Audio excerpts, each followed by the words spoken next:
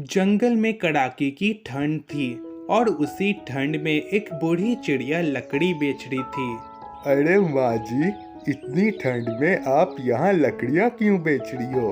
आप घर जाओ, इतने ठंड में आप बीमार बीमार पड़ जाओगी। अरे बेटा, अगर मैं घर चली गई तो लकड़ियाँ कौन बेचेगा? मेरा और मेरी बेटी का गुजारा कैसे होगा? ये तो आपने ठीक कहा, मगर माँ जी आप अपना हाल भी तो देखो। आप बहुत बूढ़ी और कमज़ोर हो गई हो और इतने ठंड में आपका बाहर रहना ठीक नहीं। बस मैं थोड़ी देर बैठकर और देखती हूँ, शायद मेरी कुछ लकड़ियाँ बिक जाए, उसके बाद मैं घर चली जाऊंगी। जी ठीक है माँ जी, मैं चलता हूँ। वो चिड़िया वहां से चला जाता है और वो बूढ़ी चिड़िया वहीं पर बैठी रहती है, ये सोचकर कि कोई आएगा और उससे लकड़ी खरीदेगा। मगर ठंड भी बहुत ज्यादा थी। सभी छोटे बड़े पक्षी अपने अपने घरों में थे और दूसरी तरफ टूनी को उसकी माँ की काफी फिक्र होती है। ठंड बहुत कड़ाके की पड़ रही है और माँ अभी तक लकड़ियाँ बेच रही है। मुझे माँ की काफी फिक्र हो रही है। मैं जाकर उन्हें घर ले आती हूँ। टूनी वहां से अपनी माँ के पास आती है। माँ अब बस करें, घर चलिए, ठंड बहुत ज्यादा पड़ रही है।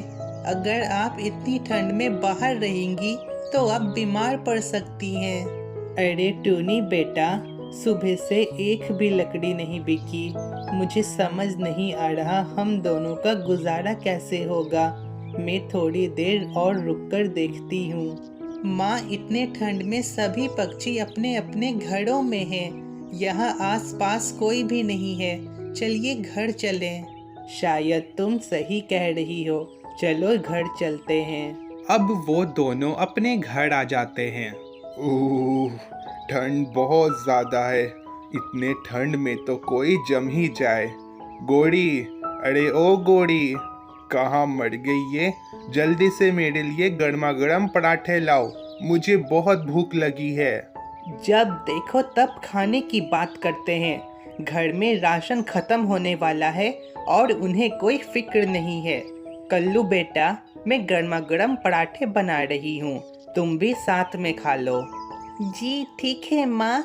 तीनों साथ में बैठकर खाना खाते हैं और दूसरी तरफ टूनी के घर खाने में कल का बचा हुआ चावल होता है। मुझे बिल्कुल भी अच्छा नहीं लग रहा। मेरी बेटी कल का बचा हुआ खाना खा रही है। माँ, ये आप कैसी बातें कर रही हैं? खाना खाना होता है, बल्कि हमें तो ऊपर वाले का शुक्र अदा करना चाहिए कि हमें खाने को खाना मिल रहा है। कुछ लोगों को तो ये भी नहीं मिलते। टूनी और उसकी माँ जैसे तैसे रात काट लेते हैं और अगले दिन फिर टूनी की माँ वहाँ पर लकड़ी बेचती है, मगर हमेशा की तरह उसकी लकड़ियाँ कोई भी नहीं खरीदता है। हे ऊपर वाले, ये क्या हो रहा है हमारे साथ? मेरी लकड़ियाँ कोई भी नहीं खरीद रहा है। अब आप ही कुछ करें। बस उसका ऐसा बोलना ही था कि उसी की रखी एक लकड़ी चमकने लगती है। अरे, ये रोशनी कैसी? वो जैसे ही उन लकड़ियों के पास जाती है, तभी वो सारी लकड़ियां सोने की बन जाती है और वो बूढ़ी चिड़िया काफी हैरान हो जाती है। अरे, मेरी लकड़ियाँ तो सोने की बन गई। जरूर ये ऊपर वाले का काम है। ऊपर वाले, आपका शुक्रिया।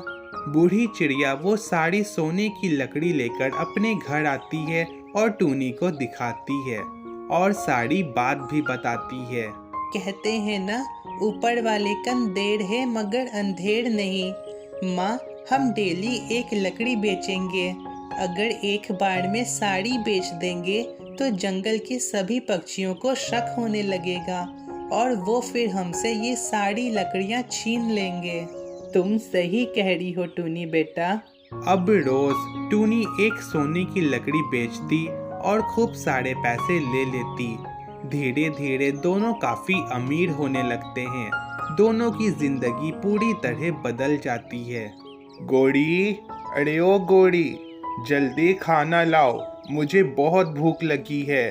हर वक्त खाना लाओ करते रहते हो। कभी तुमने घर की फिक्र की है? घर में आग जलाने के लिए लकड़ियाँ नहीं है। जाओ पहले लकड़ियाँ लेकर आओ, उसके बाद ही खाना बनेगा। अरे गोरी, अगर लकड़ियाँ नहीं थी तो पहले बताना था ना।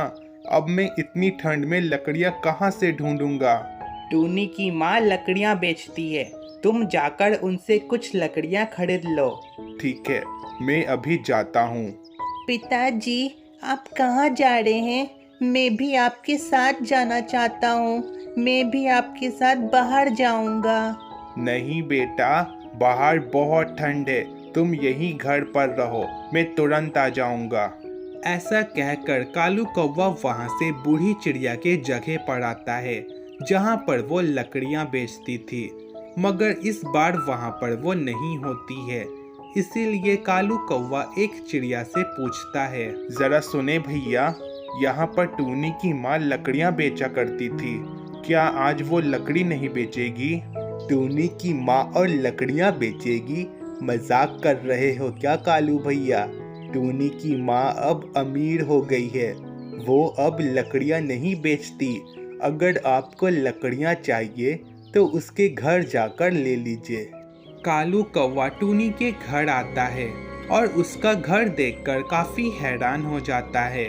अरे, टूनी के पास तो खाने को एक भी पैसे नहीं थे और उसने अपना इतना बड़ा घर भी बना लिया। लगता है उसके हाथ कोई खजाना लगा है। कालू कौवा दरवाजा खटखटाता है और घर के अंदर आ जाता है। अरे कालू भैया, आप यहाँ, बताएं क्या बात है?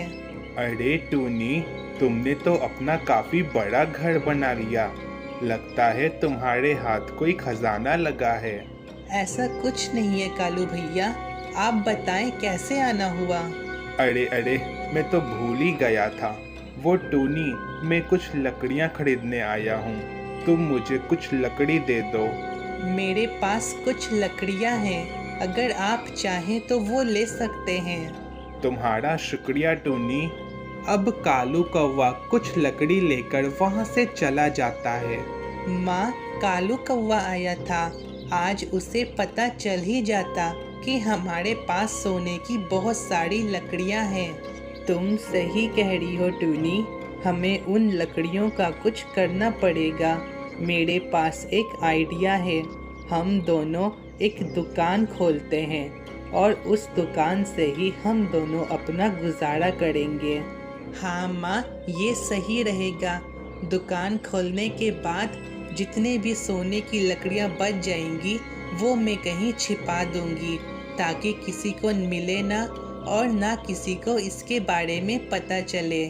अब टूनी कुछ लकड़ी बेच देती है और उनसे एक दुकान खोलती है और बाकी बची हुई लकड़ियों को टूनी कहीं दूर जमीन के अंदर गाड़ देती है ताकि दोबारा किसी को ना मिले। अब टूनी और उसकी माँ दोनों ईमानदारी से काम करते हैं और अपनी जिंदगी गुजारते हैं और यहाँ पर हमारी ये कहानी ख़त्म होती है।